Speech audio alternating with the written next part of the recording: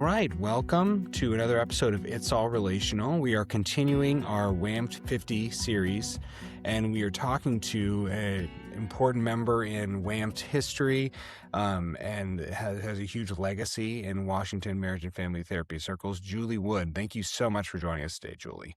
I'm delighted. Thank you. Yeah.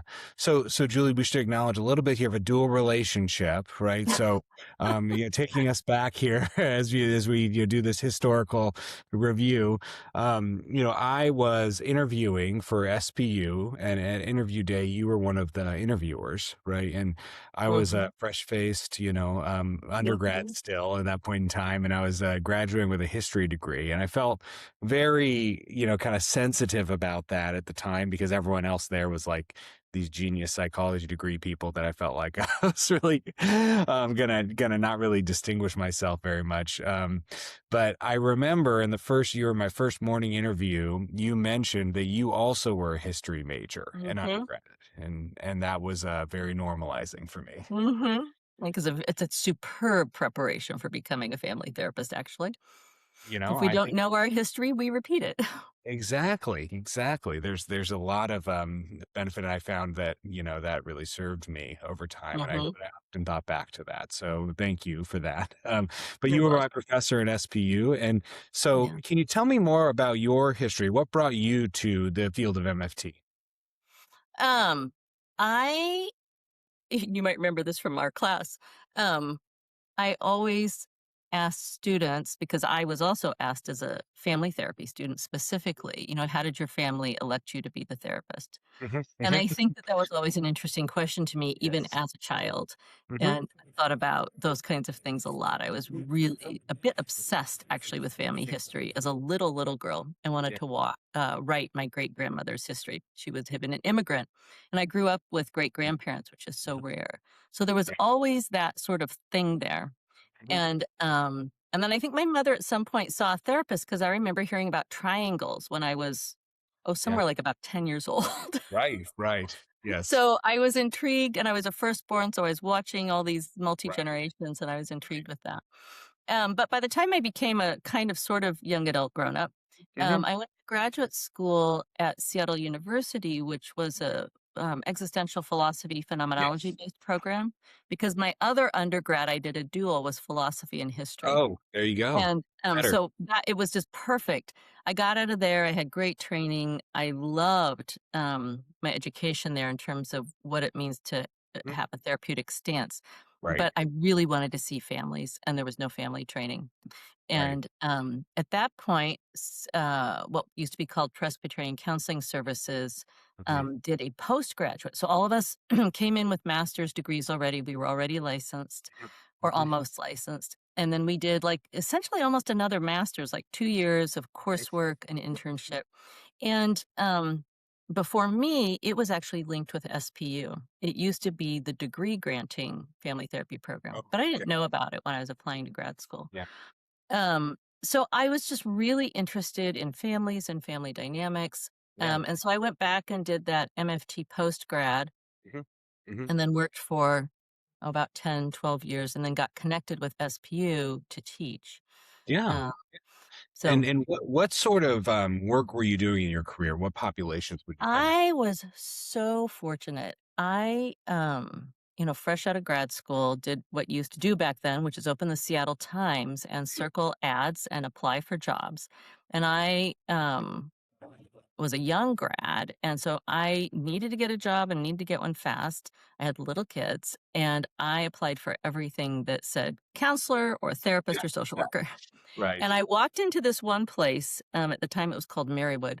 I walked in and I had that experience of like, "Oh, I belong here. I need to Mhm. work here." Yeah. And Yeah. it was, what's called a neurodevelopmental clinic. It was Mm. a clinic for children birth to 3 with their families who had rare disorders and Right. diseases and Mhm. disabilities.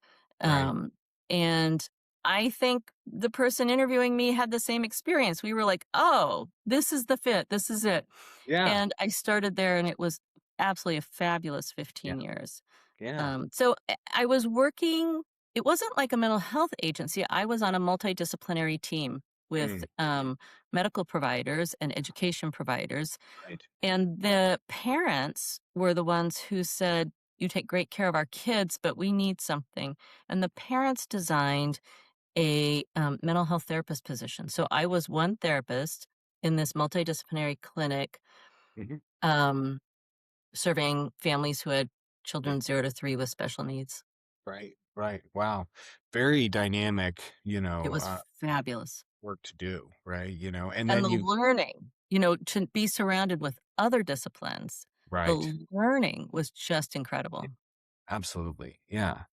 Now, when did you get involved with WAMFT in the first place? So coming out of, we called it PCS, Presbyterian Counseling Services, Mhm. everybody there was involved with WAMFT. Yeah. All Right. the leadership came out of there or SPU because those were the two programs. ANIAC didn't exist yet. Right. There'd been an old one called the Montlake Clinic, and that Mm, was sort of some of the original people. Kevin sure. Peterson, Mike Fitzpatrick, Cynthia Cooley were all there, Yeah. and and they're sort of our pioneers, like Doug Anderson, Kevin Mm, Peterson. Those were our family therapy pioneers, mhm. and so everybody was involved. It was just sort of what you did. Right. It met at Kevin's office. I think I got involved in the ethics committee and then the Mhm. newsletter. And then when Christy Lean was president, we would go to the annual conference. Right. And, the way volunteering happens is somebody says, "Hey, you want to do this?" And you say, "Sure, why Mhm. not?" Yeah. Yeah. That's how it happened. And it was also such a nice group of people. It was Right. just a Right. really Mhm. hospitable, like really kind and Yeah. fun Yeah. group of people. Right. Right. So you're drawn into it that way. Started with the ethics committee, did the newsletter, Mm. and then around when did you become president? I think President. it's about 2006. Okay. Uh, Yeah. Yeah. Yeah, I think it's around then. It Right. was, let's see, it had been Kevin Peterson and then Mike Fitzpatrick and then Christy Leon and then Tess Wiggins was before me. And Yeah. Yeah. Wonderful. Now, as we've been exploring, as we have gone through this history, the kind of journey, to, becoming an organization, the huge focus on the licensure push and how important Mhm. that was, right? Yeah, For Washington, not only for therapists, but for, the public, right? Really major initiative to huge. push through, right? So I Mhm, imagine pretty daunting, footsteps to be following for you as a leader. mhm. It was also a relief. Like, Mhm. Christy Leon really shouldered that. Like, Yeah. that was her final Right. gift. Hmm. Um, got it done, and it was a really like, you need a certain set of skills for that. Like, Yeah. she was Right. very strong and clear and active at the Hmm. state, active in Yeah. advocacy. So, Right. I think in some ways, I didn't have to do anything more. Like, it was complete. Right. Um and so I remember in the transition, when Tess Wiggins was president, one of the things, and so I was president elect, one of the things that we wanted to do, and this was really her initiative, but then I um, sort of just, followed her lead, um, was we decided we needed more community building and more Right. acknowledgement. And so she Right. started the awards dinner. And Hmm. so that was the beginning of, I think, sort of a certain kind of community building that was maybe just a little bit different at Yeah. that point. So she Right. carried that. Um, and because, I mean, licensure was so huge and so, Right. um, like it was sort of like a really concrete black Hmm. and white project, you get it or Yeah. you don't. And Right. so they got it. And so then Tess could really focus on this kind of Mhm. community building Mhm. and party Yeah. gatherings and celebrating. Mhm. And so that's sort of then what I picked up. Mhm. And so we continued her focus on that. Mhm. And the warmth she brought to that and Mhm. it builds community and camaraderie.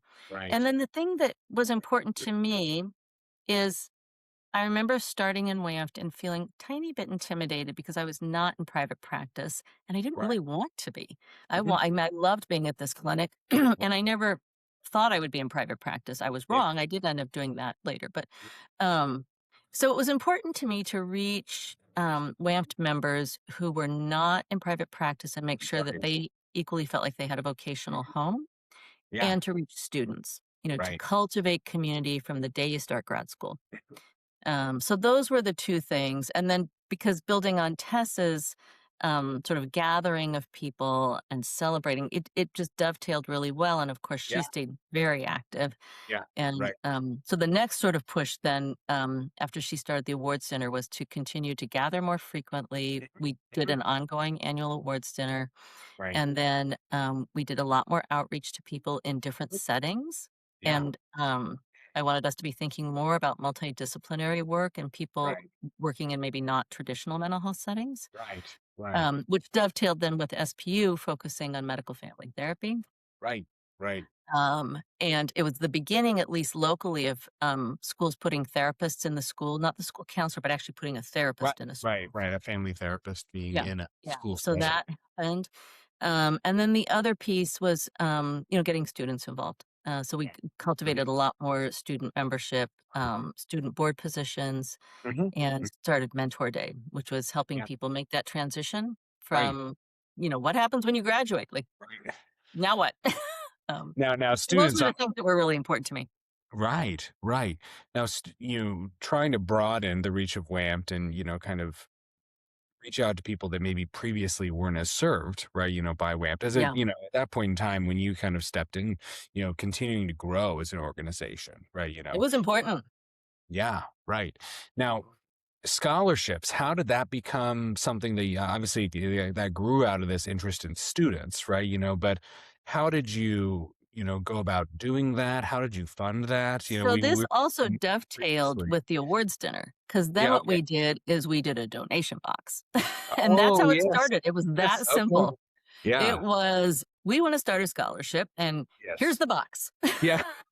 So, Yes. Yes. there was no online. And, Right. Right. so that was how it started. I mean, it was Yeah. really one of the beauties about a small organization is Hmm. it's pretty grassroots, Hmm. Right. I mean, Tess Right. says we need an awards dinner. It's like, "Okay." And we Hmm. say collectively we need a scholarship. It was like, Hmm. "Okay." Yes. Yes. It was that Right. simple. But I think it helped like put into practice, here's our commitment to students. Like, here's Right. something we could offer students. Yeah. Right. And that was the same thing with Mentor Day. It's like, okay, well, if you're inviting students into the fold, what are you going Right. to offer?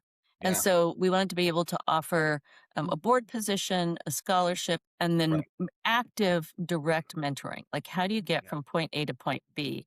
Right. Which was licensure was the big thing, but Yes. also just where do you want to practice? Who do you want to Mhm. practice with? Who's Mhm. going to help Right. you think about that? Right. Susie Moan was really active. She had a background in marketing and had made the transition to being a family therapist. And so Yeah. raising that it was a 1 day like workshop day Mhm. Mhm. with different sections on all those Yeah. topics. And that was the other sort of engagement for Yeah. and originally students and new grads. What it ended up being over years was somebody moves from Kansas to Mhm. Washington, Mhm. we'd invite them to Mentor Day. Yeah. Somebody's already Right. established in Right. Minneapolis, but they gotta relocate and they don't know anybody. Yeah. So it actually became more embracing more than just students, but sort of Yeah. early Totally. career Yeah. Community kind of and building. transplants. Like, Yeah. yeah. And that seems like so much of what you and Tess were really trying to kind of, Yeah. prioritize is gathering Yeah. more. It's really neat Mhm. to see, the legacy from that time, these events that we talk about, the awards dinner, mentor day, the scholarships still, I exist, love right? that. And, right. So great. Recently with scholarships, they've broadened to not just be for students, but to be for professionals that want to get like their AMFT supervision, and Oh, I things love like that. that, right?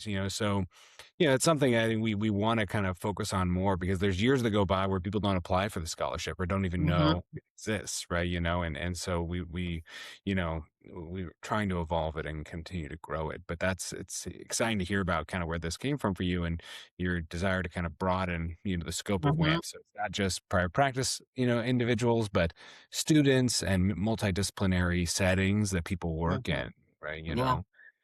Now, for you, as we're kind of celebrating WAMP 50 and looking at, Mhm. the history here, I think it's always exciting then to think about where we want to go with Oh, this, right? yeah. So, what are your hopes now as have seen WAMP grow beyond your presidency? Mhm. Where do you hope it kind of goes next, or what would you like people to kind of continue to focus on? Well, I'm so delighted to hear about a scholarship for professionals because I actually think Hmm. that is one of the places that as I moved out of leadership but just stayed active in membership, I Yeah. think that's one of the places that can be easy to neglect. Is like, what about mid-career Yeah. professionals and Right. professionals who might be teetering on a little mid-career burnout? Yeah. And Right. so Christy and I at one point, um, no, it wasn't Christy. I'm sorry. It was, oh, her name's going to come to me, but Christy was at it. Um, Oh, her name is gonna come to me. I'll get it for you. Mhm. But we put together every year we have to all do our ethics. Yeah. And we Right. put together, and then if you're a supervisor, you have to have an update. So we put together a supervisor update, and we Right. really targeted this is mid and later career professionals. So I Yeah. think that that's one way of keeping people engaged, and I Yeah. hope that Right. that continues. The idea that there's a scholarship for supervisor training is fabulous. Hmm. It's a big Yeah. undertaking, It is. Right. but it fuels the field and it's Mm. just it's self-perpetuating. It supports Yes. younger Yes. clinicians Hmm. and it gives more seasoned clinicians sort of a place to contribute and to learn. So Right. that's delightful. And then the other place that was really fun to develop that I feel like just is an ongoing need Yeah. is creative ethics workshops. So there Mm. were Yeah. years Right. where Ken Burr and I would do an ethics workshop and sort of with the same thing of like, Mhm. the ethics 101 of don't sleep with your patient is just not very Yes. interesting. and Yes. Yes. and of course, Right. and again, this was sort of before online options. And Yeah. Right. what I hear now is the online options are just sort of, they're online. But Yeah. so, we tried to think more creatively about Mhm. again, sort of the seasoned professional Right. and just to be able to think with more nuance. So I think supporting critical thinking Yeah. and he and I always took the approach, and we did that for probably about 5 years. Of what does it mean to think ethically Hmm. Hmm. and to think with nuance, which is also something that Claudia Groff Grounds would talk with us a lot about, is Right. that it's rarely black and white, yes or Hmm. no. It's Right. frequently, if I Hmm. do this, what's the potential harm? And Yeah. then she would always remind us, if I don't do this, what's the potential harm? Yeah. And Right. so my favorite one is Ken Burr and I did an ethics workshop around country music. So we talked about the Oh. Ring of Fire. and, Oh. and Wow. we literally, so every segment opened with some classic country music hit. Right. Neither of us were Yes. country music fans. I think we just thought Hmm. the Hmm. drama of those songs, Yes. the Yes. blues and the despair Yes. were what we needed to tune into. And we literally took cases that we had encountered Hmm. and Hmm. so they were things you couldn't make up, like Right. learning that, Right. one of his clients was dating his daughter, but he didn't know. Wow. Wow. Or, I walk into my rating room and there's the sibling of one of my patients, but I didn't Mhm. know that. Um, Right. Right. so Yeah. strange things that happen and Yes. that make you Right. think but may not have clear answers. So I think, supporting Mhm. even mid-career, late career, and continuing to think in an era where things are too Mhm. black and white frequently, Yeah. continuing to think with nuance and to think critically. Mhm. Mhm. Yeah. This is a total aside tangent, but the country music thing reminded me of this. I was giving an infidelity presentation in Uh-huh. Texas, the Texas Marriage Family Therapy Conference, and this one guy, he raised his hand. He's like, "This reminds me of a country song that goes, 'My wife left me for my best friend, and I still miss him.'" Yes. See? Yeah, You can't make that stuff up, and it I mean, happens country every day music in our offices. ethics is, I think that, so we have the spring ethics series now, right? Where in May, every Friday, there's an ethics presentation. And I think maybe you're onto something here, Julie. We should redo this country. Oh, it was yeah, yeah. Yeah, there's Stand not. by your man. Yes, there's a country song for every ethics Yeah, issue I think out yeah. there. So, Mhm. yeah, no, that's really wonderful, and the creativity, kind of like you're saying, trying to reach out to people maybe that are mid-career, and so many folks, in this career. I think what's great about it is that it's built for longevity, right? It You is could the do this. field to grow old Yeah, in. absolutely, You right. You only can. get better. Yeah. Yeah. Mm, And you can scale it any direction you want. But yep. maybe that's an area, like you're saying, as you're kind of thinking on in terms of how you can broaden WAMFT service. that we could think more about? Like, how do we serve people that are mid and late career, Well, right? and Christy Leon was also part of that conversation because at least twice, maybe more, Mm, one of the things we invited her to do is she did workshops on helping therapists think about retirement, yeah. which back then, I mean, this is probably, Mhm. 12, 15 years ago. Yeah. Nobody thought of it. Nobody knew about professional wills. That was the Yeah. first Right. anybody ever heard about it. Yeah. But Yeah. these were very well attended workshops because there was no place else to think about it together or talk about it. But Yeah. yeah, Yeah. she was very instrumental in getting those going. Mhm, mhm. Yeah. Yeah, it's a good thing for us to continue to think about, right, as we adapt and adjust, for hopefully 50 plus more years of WAMs, right, Yes, that we yes. can, And as you know, c everybody, currently in leadership, we all age. It's inevitable. you know, absolutely. It's coming to from keep, I think to keep yeah. a home that's active for you. Um, Mhm. Yeah, active vocational home for the people who are currently serving, and yeah, as they move forward, maintaining absolutely. the home for the people coming behind them. Yeah. Well, Julie, it has been a real pleasure to talk to you today more about your time and your experience with leadership. Thank you so Oh, it's much been delightful. I was so delated to hear from you. the structure that you built for all of us to kind of continue It's great. trying to kind of build on, right, and maintain. And so we're hoping that you'll be able to be there at the annual conference this I fall, will. and we're Mhm. gonna have a celebration for WAMFT 50. And Good. thank you again for joining us today. Oh, thank you so much.